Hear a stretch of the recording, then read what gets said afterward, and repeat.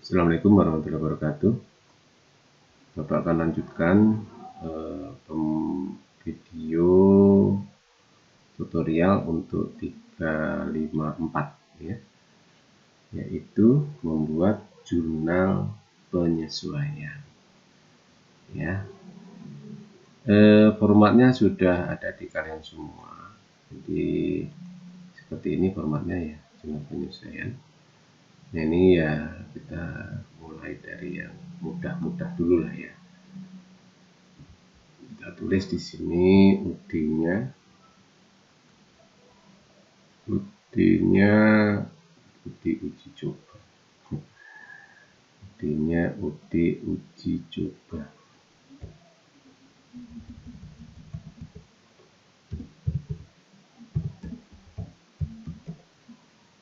Ya, jurnal penyesuaian per 31 Maret 2000. Oke, kita akan mulai. Sumbernya adalah jurnal penyesuaian ini. Tentunya di soal kalian sudah ada data penyesuaian ya. Data penyesuaian ini tentunya harus kita baca maksudnya apa, dan nanti kita tentukan jurnalnya. Baik, kita akan mulai. Yang pertama di sini, persediaan barang dagangan akhir 125% dari persediaan barang dagangan awal. Ini perlu Bapak jelaskan apa yang dimaksud dengan persediaan barang dagangan akhir. Persediaan barang dagangan akhir itu adalah stok barang yang akan dijual di akhir periode. Karena ini akhir periodenya adalah 31 Maret, maka persediaan barang dagangan akhir itu adalah stok barang dagangan di tanggal 31 Maret, yaitu sebanyak 125%. Apa itu persediaan barang dagangan awal? Persediaan barang dagangan awal itu adalah persediaan atau stok barang yang akan dijual di awal periode. Di awal periode itu kalau Maret berarti di awal bulan Maret ya. Nah, itu pengertiannya. Kita akan cek. Jadi kalau di soal kalian ya, di neraca awal ini kan ada persediaan barang dagangan ya kan, ini awal ini ya, awal. Berarti persediaan barang dagangan awalnya berapa nih ya. Nah, kita lihat. Dan persediaan barang dagangan ini di jurnal khusus juga tidak ada perubahan, sehingga di neraca saldo pun ya, di neraca saldo ini ya, di neraca saldo yang ini tetap 13 juta ya, karena persediaan barang dagangan ternyata yang awalnya tidak mengalami perubahan ya. Kemudian di data penyesuaian di ini ya, soal ya, di soal di data penyesuaian ini dikatakan bahwa persediaan barang dagangan akhir itu 125% dari awal. Berarti berapakah persediaan barang dagangan akhir? Persediaan barang dagangan akhir, saya Bapak tulis ya, berarti 125% gitu ya. Oke, dari berapa? Dari ini yang tadi di neraca saldo ini ya, neraca saldo persediaan barang berapa? 13 juta. Berarti persediaan barang dagangan hanya 125%, sini 13 juta. Nah, ini format rupiah biar mudah. Nah, gitu ya. Lalu berapa rupiah? Ya kita kalikan aja. Ya kan? 125% kali 13 juta, yaitu berapa nih? 16.250.000. Nah, ini yang akhir ya. Berarti ada dua angka dong. Iya nih, 13 juta dengan 16.250.000. Ini awal, ini akhir. 13 juta ini di awal Maret benar, tapi dia salah di akhir Maret. Karena kita membuat data penyesuaiannya itu di akhir Maret, maka yang 13 juta ini salah. Kalau salah berarti harus dibuang. Cara buangnya gimana? Nah, itu perlu kita buat penyesuaiannya. Untuk supaya dibuang, maka kita harus membuat jurnal penyesuaian yang letaknya kebalikannya di neraca saldo. Ya, di neraca saldo persedia barang dagang itu kan terletak di debit. Berarti supaya ini hilang, maka nanti di jurnal penyesuaian persediaan barang dagangannya kita letakkan di sebelah kredit. Ini yang disebut dengan menutup persediaan awal, ya. Nah, ini kita mulai di sini, ya. Maret, aku dulu ya, Maret 2013. 2013, ya. Tanggalnya tetap sama, ya, tetap sama 31.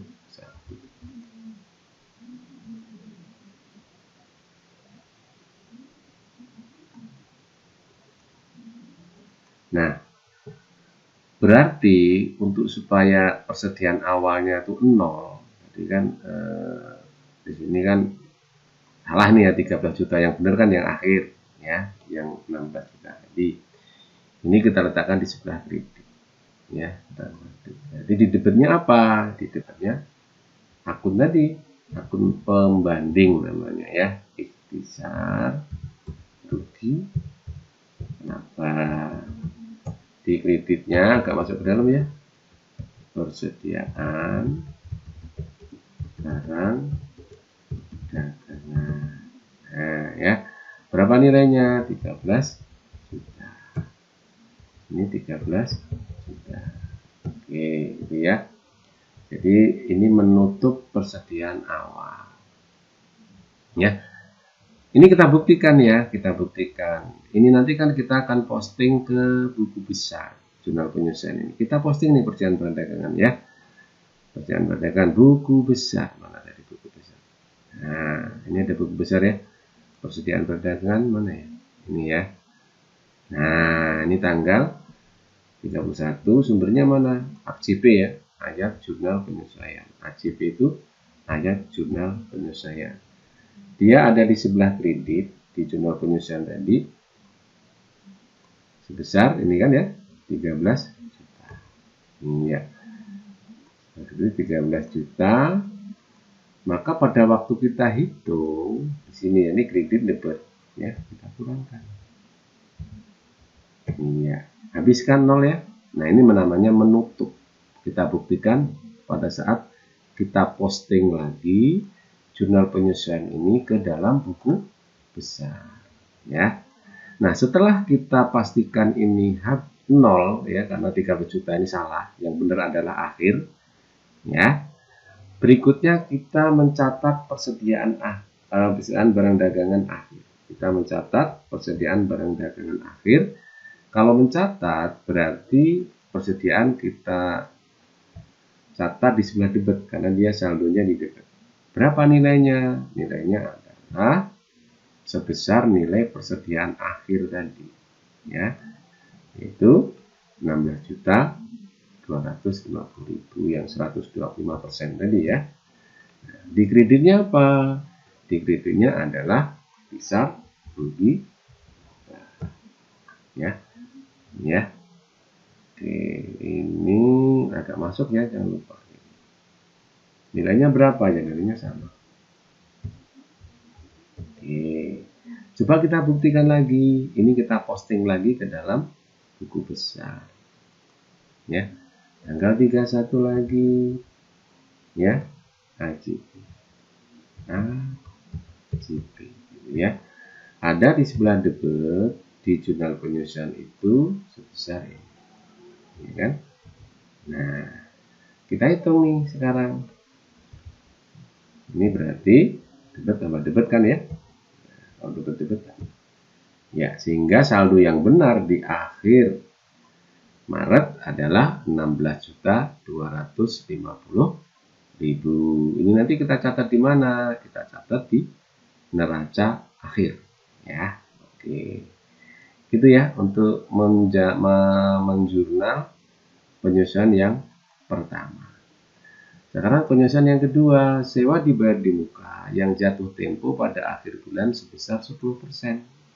Sewa dibayar di muka 10%. Kita hitung angkanya. Sewa dibayar di muka itu ada di mana sih? Ada di neraca saldo. Neraca saldonya adalah ini. Berapa sewa dibayar di mukanya di sini? 7 juta. Ya, kita hitung nih angkanya. Yang jatuh tempo itu maksudnya yang sudah menjadi beban. Nah, berapa yang sudah menjadi beban? 10% dikali 7 juta. 700.000. Maka beban sewa yang sudah sewa dibayar di muka yang sudah menjadi beban itu 10%-nya. Berarti di sini bebannya bertambah. Kalau beban bertambah berarti di sebelah double gitu ya. Ada nggak nama akun beban sewa di sini? Ternyata nggak ada. Kalau nggak ada kita buat akun baru nggak apa-apa. Berarti keduanya di sini 31 di debit antara beban sewa sebesar berapa tadi? 700.000 ya. 700.000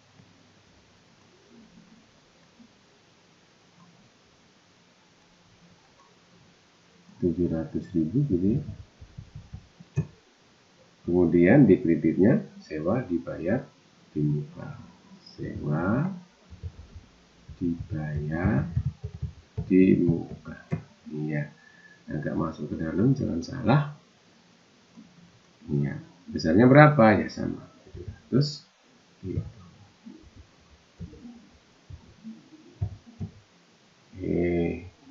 Yang kedua ya. Jadi seperti itu. Ini Bapak ulangin. Sewa dibayar buka yang jatuh tempo pada akhir bulan 10%. Pengertian jatuh tempo adalah yang sudah menjadi beban. Perlengkapan toko tersisa 80%. Nah, perlengkapan toko tersisa 80%. Berapa perlengkapan tokonya? Kita lihat. Di neraca saldo, perlengkapan tokonya berapa? Ya, perlengkapan toko di neraca saldo berapa di sini? Ini ya.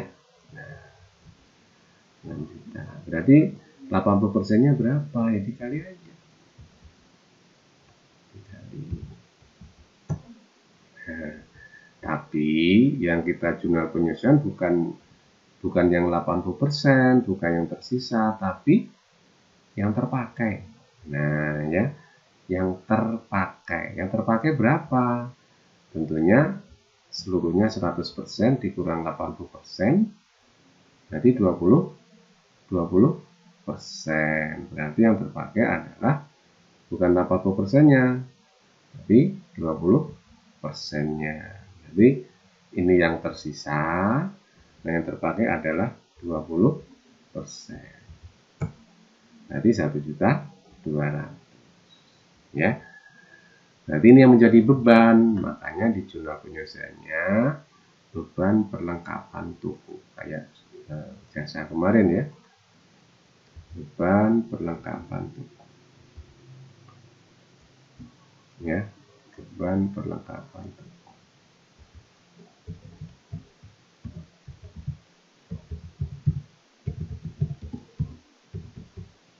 Ya, berapa tadi? 1.200.000.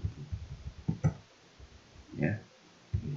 Di kreditnya apa? Karena terpakai maka perlengkapan toko itu nilainya berkurang. Perlengkapan toko berkurang termasuk kelompok ATA, dia berkurang di sebelah kredit. Ya. Dia termasuk kelompok ATA berkurang di sebelah kredit.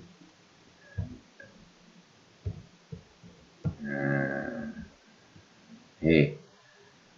berikutnya perlengkapan kantor terpakai. Nah, ini kalau terpakai berarti langsung kalikan aja. 10%. Ya, terpakainya 10%. Nah, nilainya berapa perlengkapan kantor? Dilihat di neraca saldo. Ya, perlengkapan kantor dilihat di neraca saldo. Neraca saldonya berapa perlengkapan kantor? Ini ya. Oke. Kalikan aja. 730.000. Berarti di sini beban perlengkapan kantor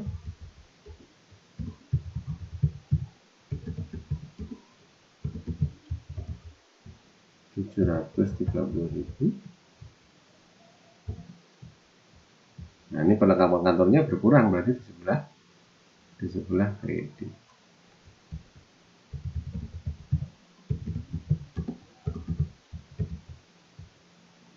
Sebesar 730. Ya. Kemudian berikutnya ini ya. Penyusutan. Nah, ini penyusutan ini sama ya cara ngitungnya sebenarnya. Ini 2%, ini 1,5%. Nah, 1,5%, ini 1/9. Tinggal ngalikan aja dengan nilai peralatan tokonya, nilai peralatan kantornya, dan nilai kendaraannya. Kemudian cara jurnal penyesuaiannya sama dengan perusahaan jasa. Nah, ini nggak perlu Bapak jelaskan ya, biar kalian mencari-cari yang sibuk jasa kemarin cara penyesuaiannya gimana. Kemudian yang nomor 8, gaji yang belum dibayar, itu di debitnya beban gaji, di kreditnya utang gaji, jurnal penyesuaiannya. Kemudian piutang dagang yang tidak tertagih diprediksi 5%. 5% kali apa? Dikali jumlah piutang dagang yang ada di neraca saldo. Ya, ini jurnal penyesuaiannya nggak usah Bapak tulis, tapi kamu dengarkan. Nanti kalau udah ketemu, kalau 5% ini dikalikan dengan piutang dagangnya berapa, terus angkanya ketemu, maka ini jurnal penyesuaiannya di debit, ya, di debit beban penghapusan piutang. Itu istilahnya banyak tuh, bisa beban penghapusan piutang, bisa beban piutang tak tertagih. Nah, silahkan dipilih di antara dua itu ya, beban penghapusan piutang atau beban piutang tidak tertagih. Itu di debit ya. Di kreditnya cadangan penghapusan piutang. Di kreditnya cadangan penghapusan piutang dagang. Ada piutang dagangnya ya. Cadangan penghapusan piutang dagang. Di debitnya beban piutang tak tertagih atau beban penghapusan piutang dagang tak tertagih. Ya. Tuh. Nilainya berapa? Ya ini dikalikan dulu dengan piutang dagangnya. Kalau ini cukup jelas, sudah pernah ya, kemarin semester ganjil, dan ini juga sudah pernah. Baik, Bapak kira gitu aja ya, tidak perlu Bapak jelaskan semuanya, biar kalian ada tantangan untuk menyelesaikan. Terima kasih. Assalamualaikum warahmatullahi wabarakatuh.